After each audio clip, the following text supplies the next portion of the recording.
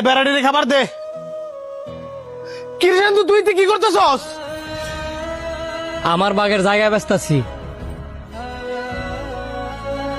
জায়গা বেচতেছস? কি কারণে? কি লেগে জায়গা ব্যস্ত আছি তোমার কি নতুন করে কওয়া লাগবো?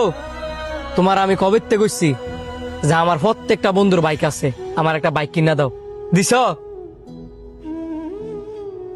দেও নাই, যেই কারণে বাধ্য হইছি আমার বাগের জমি বিক্রি করতাম। আমি তো তোর ভালোর জন্যই বাইক কিনে দিই না। দেখ ভাই, তুই বুঝার চেষ্টা কর, তুই জমিটা বিক্রি করিস না। আপনার ভাইয়ের বাগের জমি আপনার ভাই বিক্রি করতেছে, আপনি বাধা দিতেছেন কেন? আর আপনাদের তো জমির অভাব নাই, এক ডিসিম বেচলে তেমন কোনো ক্ষতি হবে না। আপনি আজারা কথা কেন না, দুই ভাইয়ের মাঝখানে ঢুকিয়া ফেসলা গেন না, হেবি যান। বাইরে তুই বুঝার চেষ্টা কর, তুই আমার একটা মাত্র ভাই।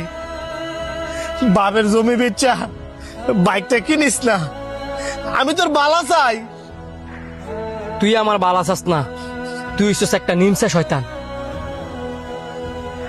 এমনি তুই ফকিন্নির মতো থাকলেও ঠিকই আমার আড়ালে আড়ালে ব্যাংক ব্যালেন্স করে শুয়ে দিছস। তুই আমার এই কথাটা কইতে পারলি? তুই যদি এখান থেকে না যাস তাইলে আমি আর নোংরা নোংরা কথা কম। ঠিক আছে, তোর জমি বেচার দরকার নাই, তুই আমার 2টা দিন সময় দে, আমি গোয়ালেতে 2টা হাড় করে বেচা তোর বাইক কিনে টিয়া দিতেছি। এটা আগে কইলেই তো আমি নেওয়া লাগে না। 2 দিন টাইম নিছেন, 2 দিনের ভিতরে যাতে টিয়া আমি হাতে পাই, আর নয়তো আমি জমি বিক্রি করে দিব।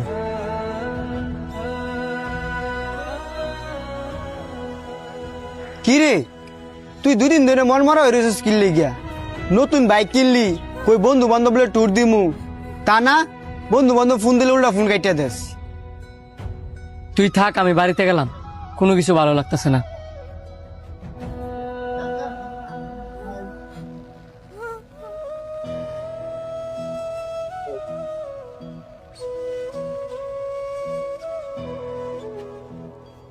কি ব্যাপার ভাই,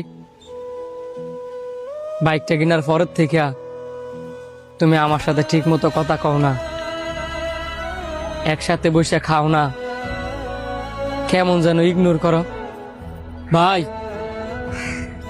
আপনি আমার লগে রাগ করে থাকেন না, প্রয়োজনে আপনি বাইকটা বিক্রি করে দেন।